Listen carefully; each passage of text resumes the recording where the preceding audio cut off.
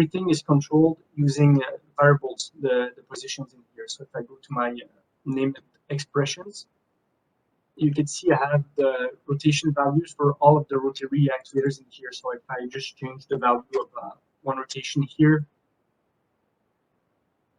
you can see the position is updated automatically. It's pretty convenient, and we'll be able to reuse that set of variables for our thermal analysis in here.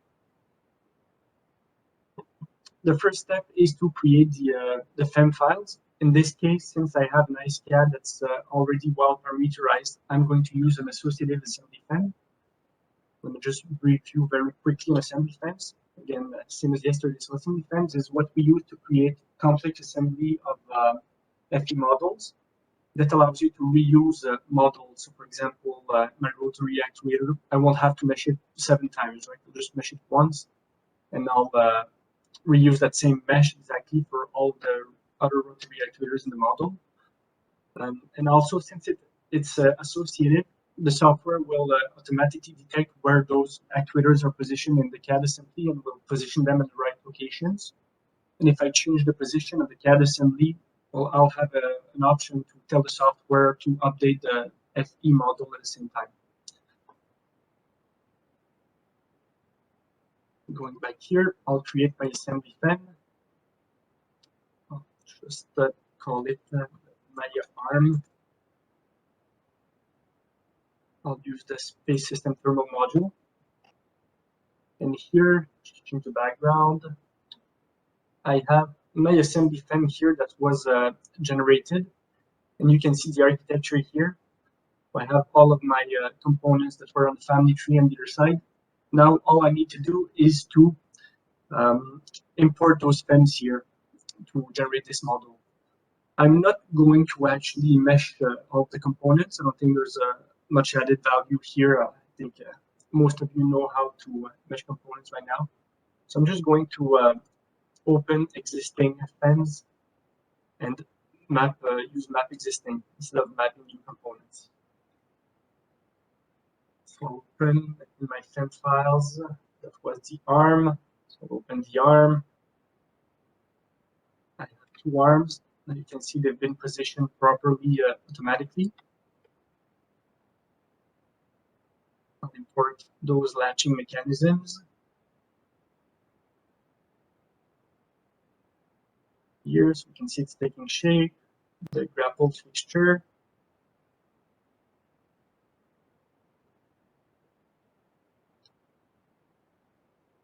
The casing for the rotary actuators.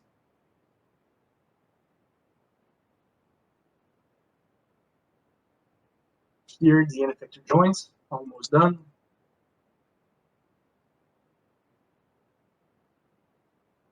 This one. As you can see, I'm just missing those small connectors here. And you can see every time I map the existing one, I can see a preview here just to make sure I'm importing the right thing. And effector connector. That is my connector that goes here. And all good. I have my assembly FEM here.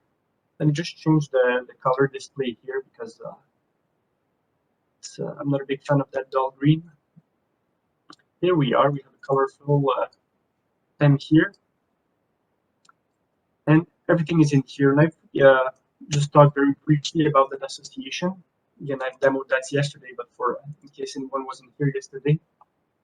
If I show side by side my assembly FEM and the part assembly, you can see that everything's positioned properly at the right location. And then here, if I go back here and change my my angles, so let's just change a couple.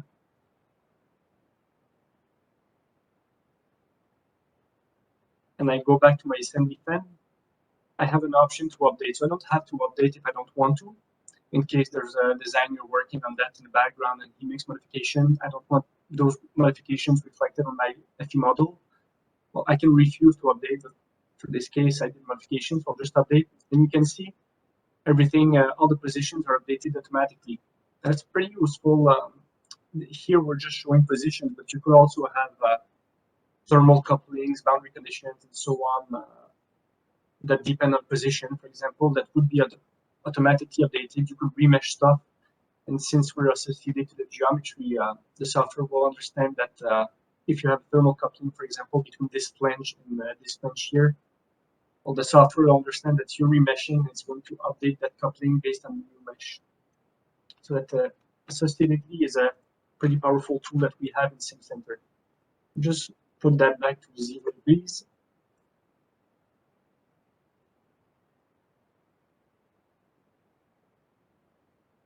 I'll just put that back on one window so you can see it a bit better. That was pretty quick here. Now you can see I have my robotic arm. Now let's talk about the rotary actuator that hasn't been imported yet. It's going to be on the inside, so we haven't seen it really in a CAD, but if I hide those components, the joints, you can see they're on the inside here, those rotary actuators.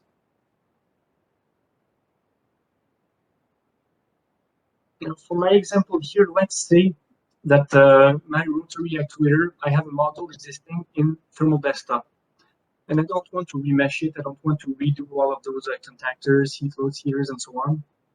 So what I can do is import that model from Thermal Desktop into SimCenter.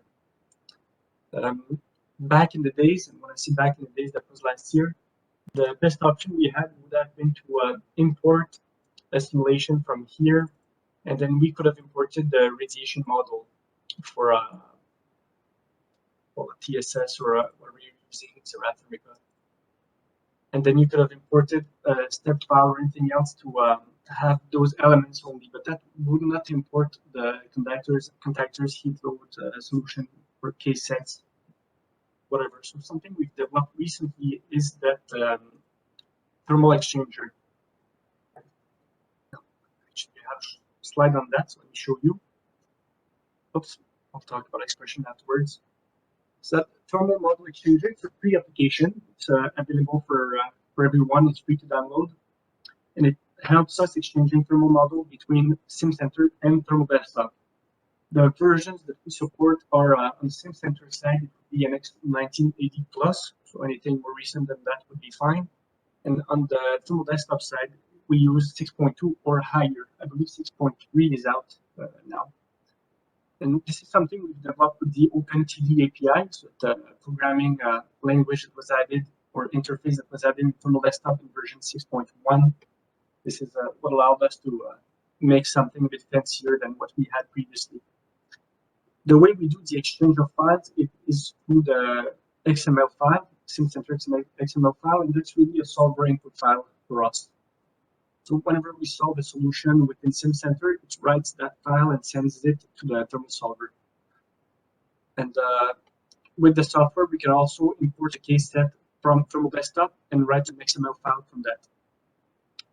The exchange, well, we've limited that to SI units in Kelvin. It's pretty easy to change the units in both softwares. So we didn't really see the point in supporting many different types of units. That would have been a source of confusion. So while I was talking, this open. Let me just see if I can read that. So let me open my very simple rotary actuator model here.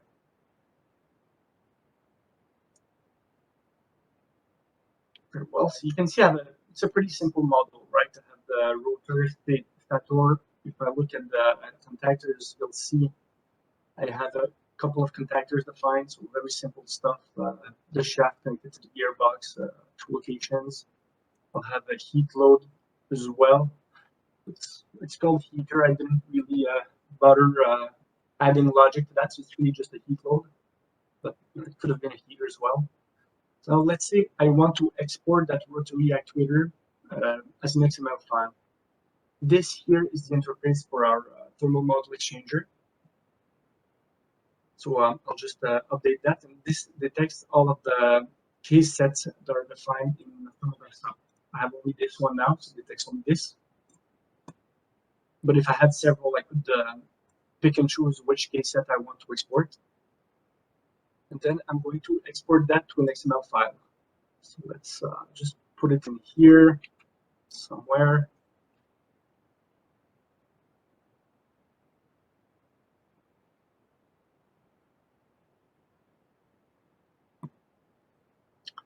So you can see it's exported. It's exporting the materials, the thickness, optical properties, the heat load, the contactors. So everything seems fine. It works really well for a simple model like that. If I had more complex models, I imagine I would see warnings appearing here, and maybe we'll see warnings actually at the end, because at the end I'll transfer everything back to the desktop. But that gives you a small summary of what's been done. And if I go here, I should see my XML file that's been written. Now from SimCenter, I can import that XML file. So I'll just go to File, Import, and I'll import that as a simulation file, Space System Thermal. And I'll want to choose the solver input XML file in here and just browse to that file I just created. And if I press OK, it asks me where do I want to save that. I'll just keep the default values in here. So that's it. You can see everything's imported. It imported the boundary conditions, meshes, modeling objects. So if I just take a quick look at the model here, you can see I have the two parts, my motor gearbox on either side. I have my two contactors were imported properly. So it's hidden on the inside. But, you can see the couplings from the shaft to the other side. I have my heat load. The values have been converted to microwatts, but it's the same value as before. Everything was transferred properly. I click OK, so I'll just save this file here and move back to my assembly fan. And now I can import that rotary actuator which I into my assembly fan. So I'll map the existing fan, use this guy here. And now if I hide some of those end effectors, you can see they've been imported. They're already properly positioned. So that's fantastic. My fan is ready. I already have some of the simulation objects for that rotary actuator, so I could, if I wanted, import them into my simulation afterwards. Well, I'll just talk about that briefly a little bit when I get to my simulation. So that's about it. I think my assembly fan is ready for simulation. So I'll just create a new simulation from here. I'll use my Space System Thermal template. I'll just use the default option for now. Create my solution. And from here, this is where I would start adding all of my thermal couplings and the heat loads, the heaters, if I wanted, on my rotary actuators. If I wanted to import the simulation entities from this other simulation file, I could just import simulation entities from here. If I wanted to create thermal couplings, I would just create thermal couplings from here, my radiation objects, orbital heating if I want, or solar heating. LT coolers, or heaters, whatever I want, heat loads, boundary sets. I'm not going to show you how to do the full simulation in this demo. Instead, I want to spend a bit more time talking about those positions of the arm here. Because in this type of analysis, you can imagine you're not going to run the analysis in only one position. You may want to move the position of the arm as you're running a thermal analysis, so to have a transient movement during the thermal analysis.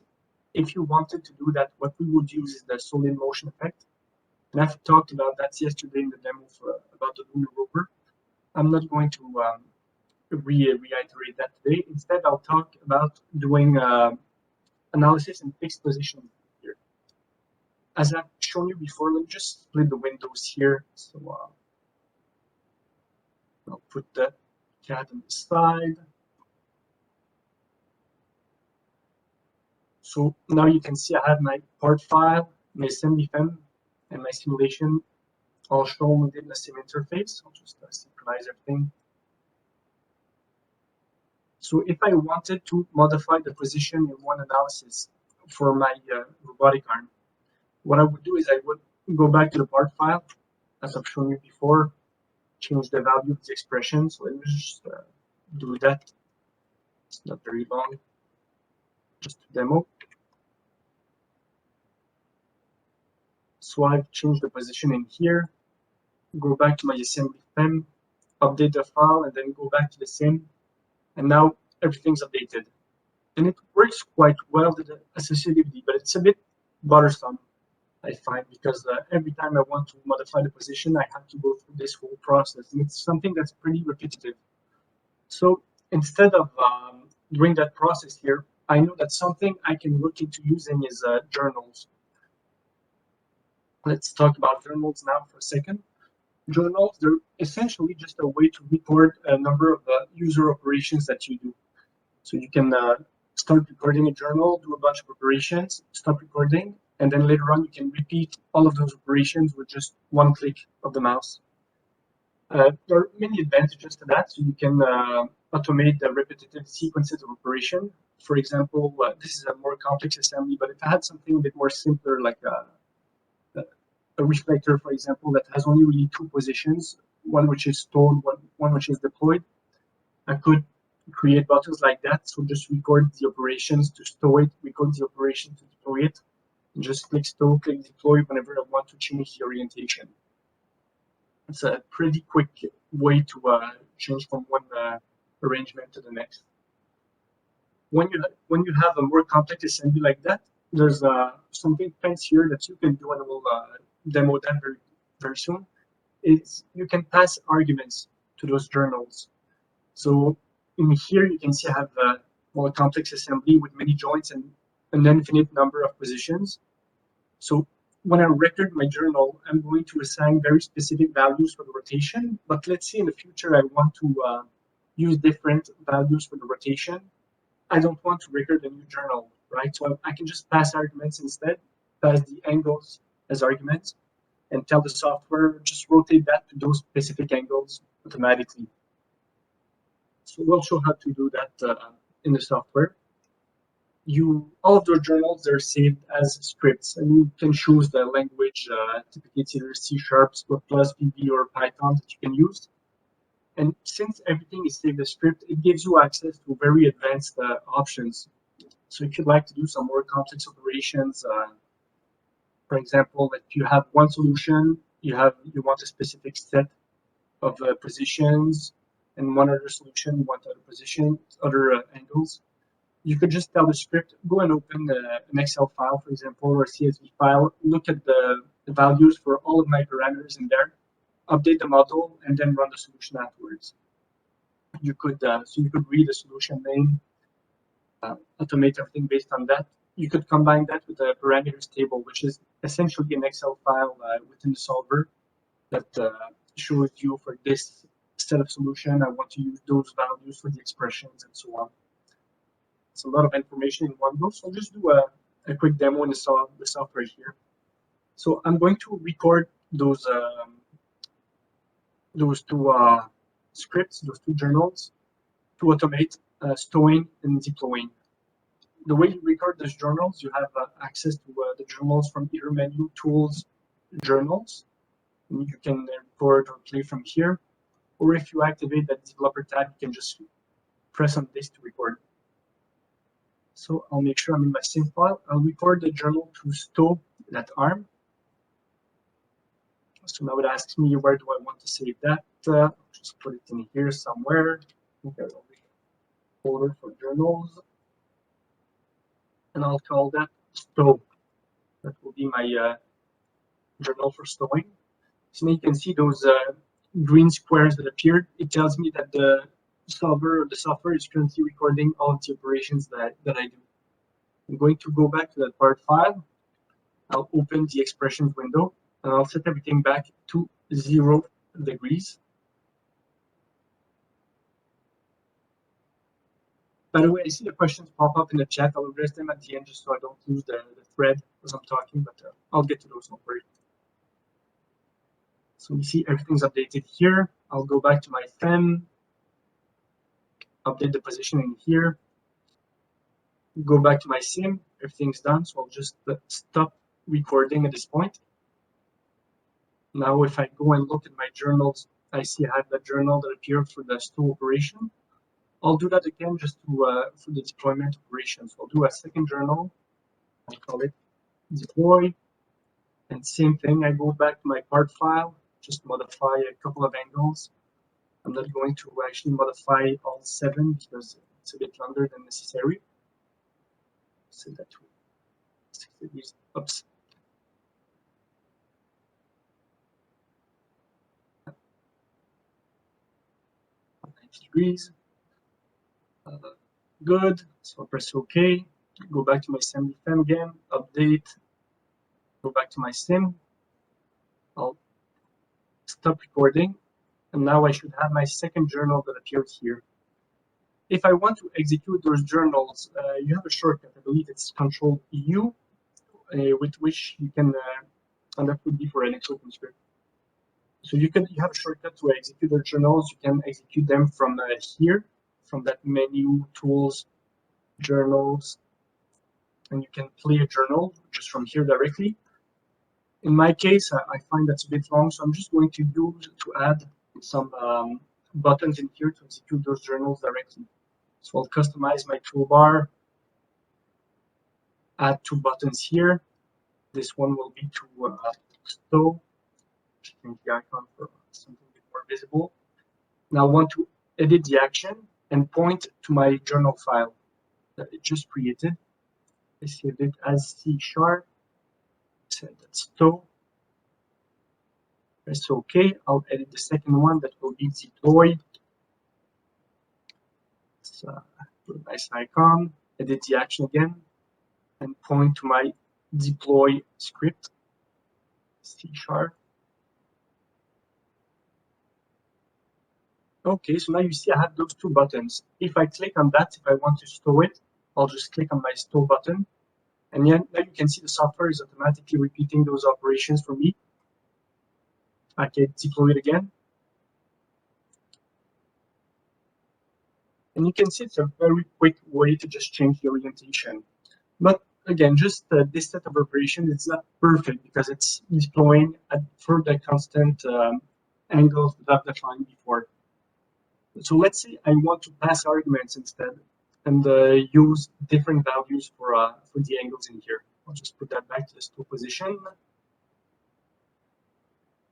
I mentioned before we can pass arguments. To do that, I'll just customize those buttons again. That's one way to do it. I'll talk about other ways to do it afterwards.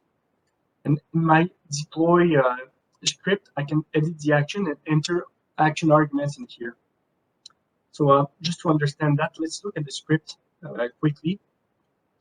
So you can see this script, it's actually pretty complex for something that's very simple, where we're just making 3 rotations. The good news is you don't have to understand any of that. I know I don't. So the only thing you need to understand at this point is that you're passing arguments through here. So that would be an array of strings, and they're going to be stored in args in this. So if I go down below, I can look at go and find the values that I've assigned. So you can see I made a mistake in my script. Well, I put 60 degrees and then 90 degrees. I corrected that. Doesn't matter. That.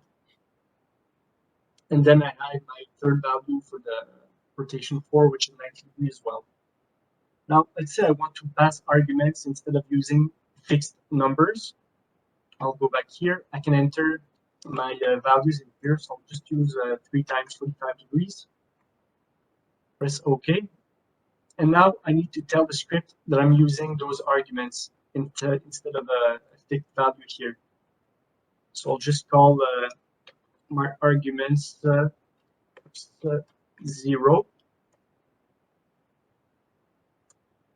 So what language am I using? Okay, so that should work. So here I'm calling my first argument for the first rotation angle. Here I modified that twice, so that should be this guy here.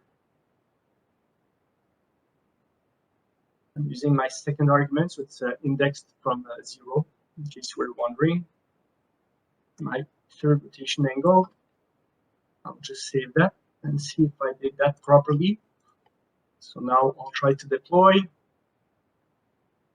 And you can see now you have rotation angles of 45 degrees instead. And if I stow it again, well, it just assigns the angle to 0 degrees, right? So I don't need to modify anything in my stow script. So as I said, a pretty useful tool. It's easy to change the angles in here. I could do it for all of my 7 rotary actuators.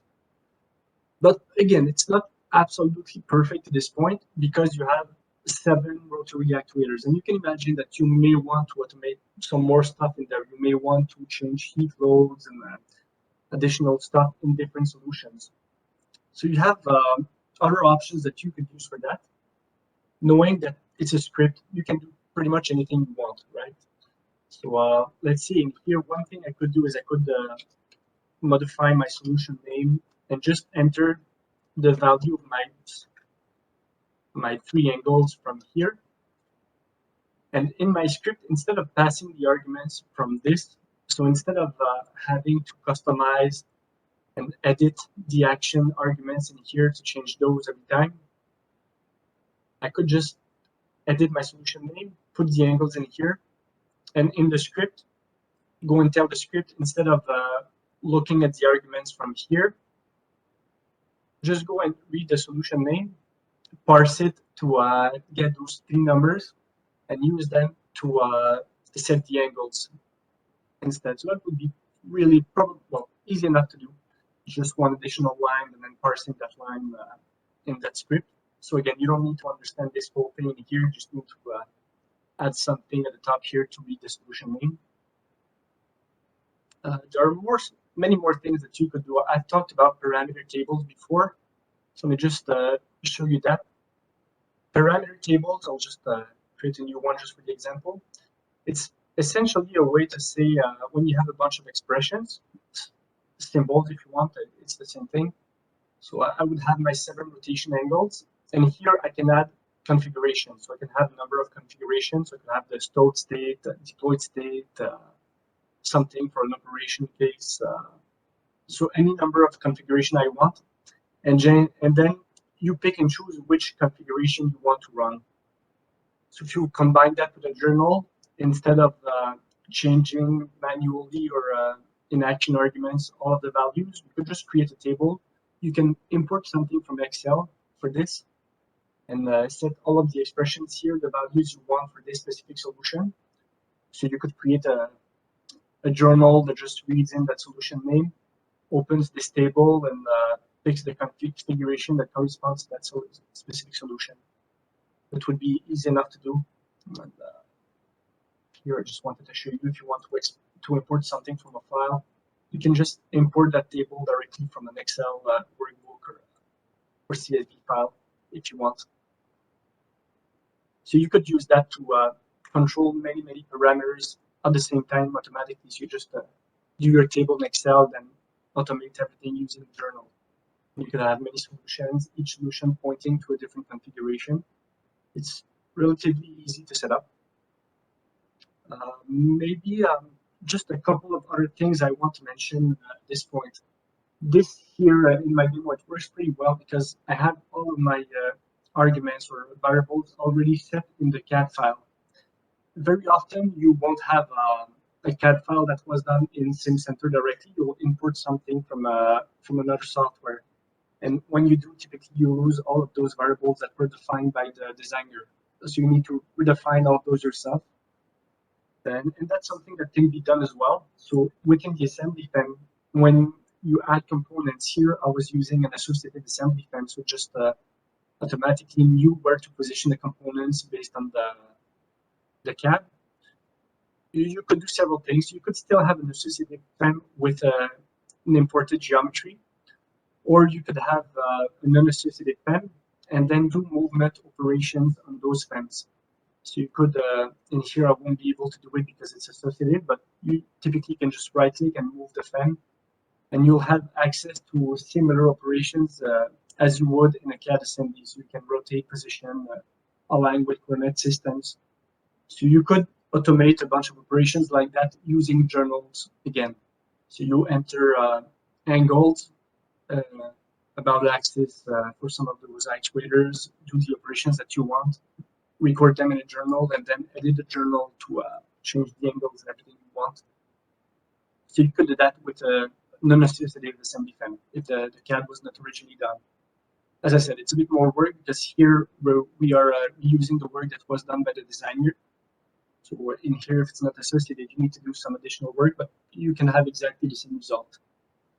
Maybe one additional thing, in here, I'm using an assembly fan. So I'm just reusing the components. It's a really neat way to work. But if you're importing the FEM file from another solver, so you don't have everything structured properly in a nice assembly fan like that, again, you could do the exact same thing, the same sequence of operation. So instead of moving FEMs around, you would move the elements and the nodes directly within the FEM. And it's just a different operation, and that's something that's pretty useful about journals. You're just recording operations. It doesn't matter what the operation is. You can record anything. You can just rotate nodes, elements, and in the script afterwards, in here somewhere, you'll see the value of the angles or displacements that you've decided that you've used, and you can edit them with a script afterwards using parameter tables or anything you want afterwards. So anyway, if you I recommend making full use of journals. It's not something that's used very often, but it's really powerful, especially for complex assemblies like that. Now my simulation is pretty much complete. I did not let me just put everything back to one window just to have something a bit bigger. As I mentioned, I did not bother adding heat loads and contactors and so on. I just want to show you that, as I said, that thermal module changer, it works both ways, right? So you can import something from thermal desktop. You can import this model to thermal desktop as well. So the way you do that, it's simple. First, I just want to verify that my units are in SI and Kelvin. So I'll just change that here. And I'm going to write the solver input file, an XML file. It's empty, I don't have anything, but I think it should still work. So let's just write the solver input file here. Oops, I have a labeling conflict, so let's just fix that quickly. Whenever you import FEMs, typically all of your FEMs, they all have element and node label that start at 1. So when you do an assembly, you just want to make sure that there's no conflict in the labeling. So I'll just automatically resolve everything. That's it. It should work now. So let me try to write that solver input file to my directory. And in here, I should have an XML file somewhere. Here it is. So you can see that's my rotary actuator that I exported from thermal desktop. Now I have a solution that I can import into thermal desktop.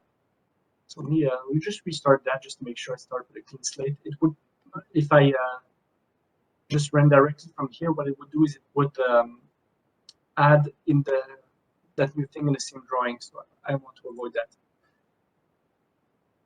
So restarting that thermal model changer. Take 10 seconds.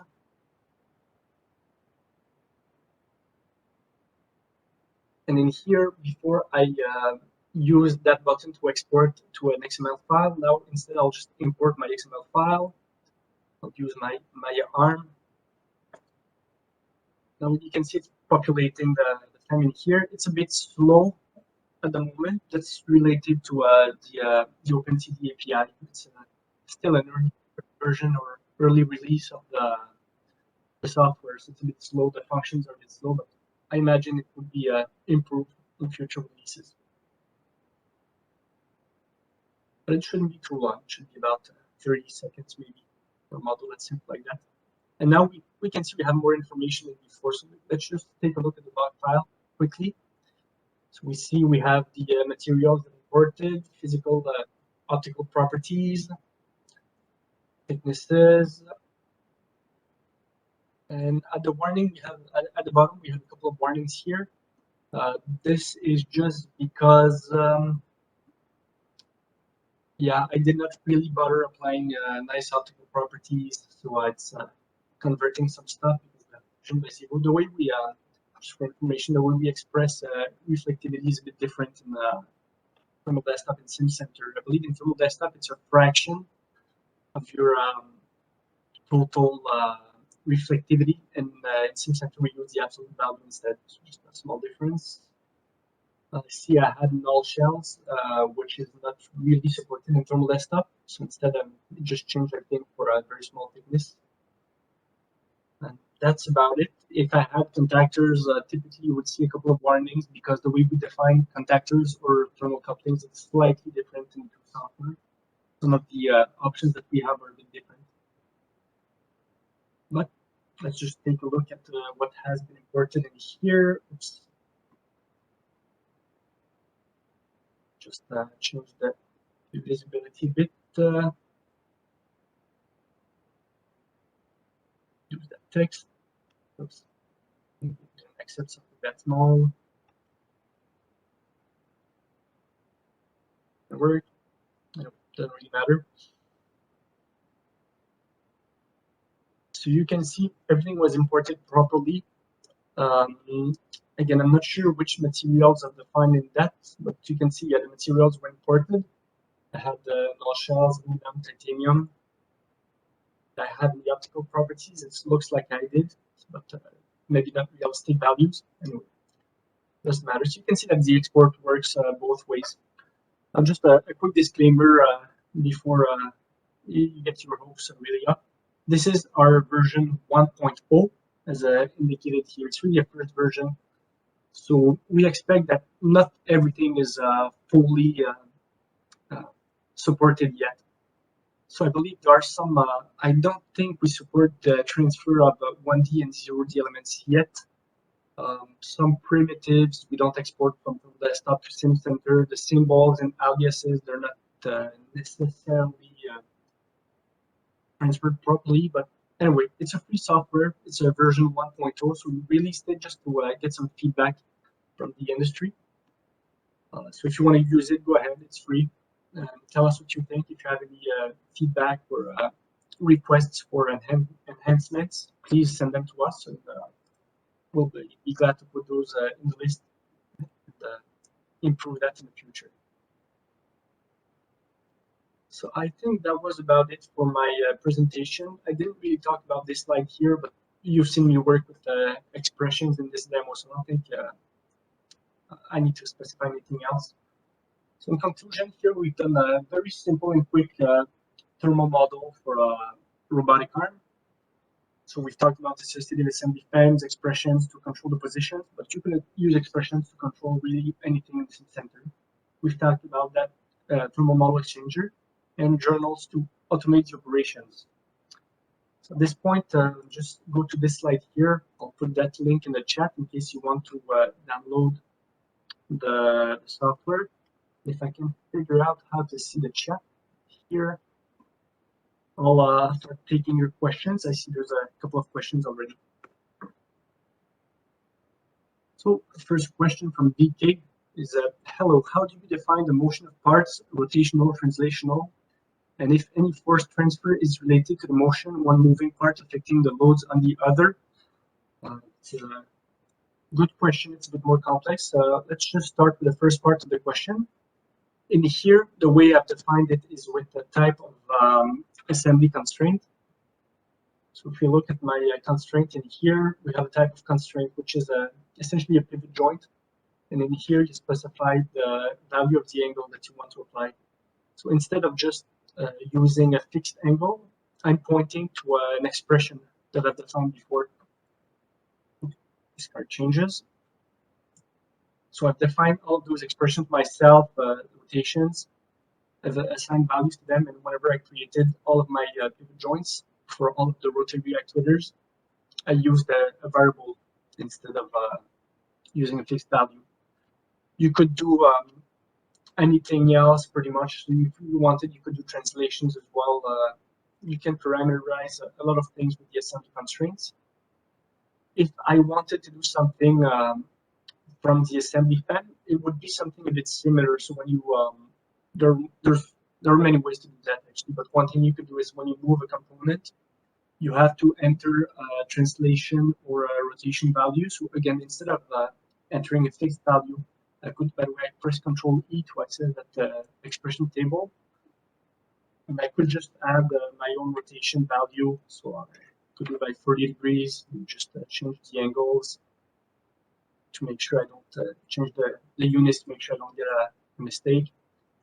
And then after that, when I do an operation, instead of entering 45 degrees, I'll just call this variable by its name. So Mayahtt. So that's how we do it. Now for the second part of your question, if any force transfer is related to the motion, one moving part affecting the loads on the other. Well, in here, I'm really working in the space system thermal module, which is for thermal analysis. But we do have that capability in the structural solver. So we have contact objects that we can assign. Just very briefly show them here. So if I create a new solution for a structural analysis, here at the top, that's thermal analysis. Use the structural instead. We can create contact objects from here. So surface to surface contact. And this, when you have motion, the software is going to detect that you have contact. So it prevents any penetration essentially between different meshes. If you wanted to do to account for that in a thermal analysis, you can do a multi-physics analysis. So I have access to that, compute displacements, loads, and temperatures with that same interface and within the same solution. So it's possible as well. What happens when you do that is essentially it uses the structural solver Nastran to solve for the structural loads and displacements, and the thermal solver TMG to solve for temperatures. And it exchanges the boundary conditions between two solvers, so you can solve both at the same time. Within the thermal solver context itself, we have the contact object in here as well, somewhere, but it doesn't account for penetration. So it doesn't prevent penetration, rather. So it's not going to push on other parts. So yes, that capability is available. It's a bit more complex to access because you have to do a multi-physics solution, but it's possible to do it. We don't do it very often for SST analysis that I've seen, but we do it for many applications on the ground. Next question, do you have documentation to learn to use NXOpen? Yes, we do. It's a bit complex. You need to have a background in the programming, but I can send that to you if you want at the end. I don't see your email address from the chat, but if you want to send me an email at this address here, I can provide the documentation that we have. We probably have a couple of tutorials already integrated within the software, so I can point you to those as well. Next question from Olivier as well. What's the difference between expression tabs and parameter table? Expression tabs, it's where you define all of your custom expressions. So I could have something for one rotation and one translation. I could have a heat flow, the thermal coupling defined from here. And in fact, anytime you create something in here in your solution. So let me just very quickly do a thermal coupling. So I'll just use the elements, let's say coupling from those guys. Oops. Would probably work, but from those elements, and I want to couple that to those elements on the other side. So I'll use those feature elements. Oops, need to do that in the right order. Select the whole thing. Just doing something real quick. It's a bit much, but anyway, that would create a thermal coupling from those elements to the closest element. And let me just put a value I can recognize in here. So for 2022, if I go back to the expressions tab and I go to all of the expressions, I'll see an expression that has 2022 in here somewhere. So you can see the software automatically assigns a parameter for everything you do in here. If you have scripts, you don't need to actually go and define the parameters yourself. You can just point to stuff in here, but the names are not really easy to remember, let's say. So But anyway, you could point to that. Anytime you enter a value, the software creates a parameter for you, or you can just enter a variable name and point to that name in your simulation object instead. So that's the expressions. Essentially very similar to symbols if you're using thermal desktop. And parameter tables, it's a way to set the values for many different expressions in one go. So to go back to my example with the rotation angles in here, I could have my 7 rotation angles, and for a specific configuration here, all of those values would be defined, and I could have a new configuration. So let's say here I could have my stowed configuration, stowed, and then here I would add my expressions for the rotation, put them all to 0 degrees, and then have a second configuration that's deployed, and then set the values of those expressions for the deployed case. So it's just essentially it's a 2D table. So you have all of your expressions and all of your cases or configurations. So one solution could use one column in here, one other solution could use another column. That's essentially how we use it.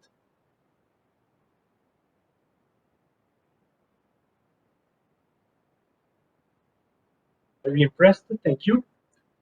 That's all the questions that we had. Did you have any other questions? Again, just to go back here, if you ever have any questions that you may think of after today, just send me an email in here. I'm always happy to assist. And don't worry, I'm not a salesperson, I'm a technical expert, so I'm not going to jump on your case. I'm just going to answer your questions, and I'll be happy to. If you ever have any questions about actually buying the software, or you want to know more information about pricing or licenses or stuff like that, you can ask Joel. I think many people at NASA already know him, but he's the account manager for all of our NASA accounts. So feel free to send him an email as well.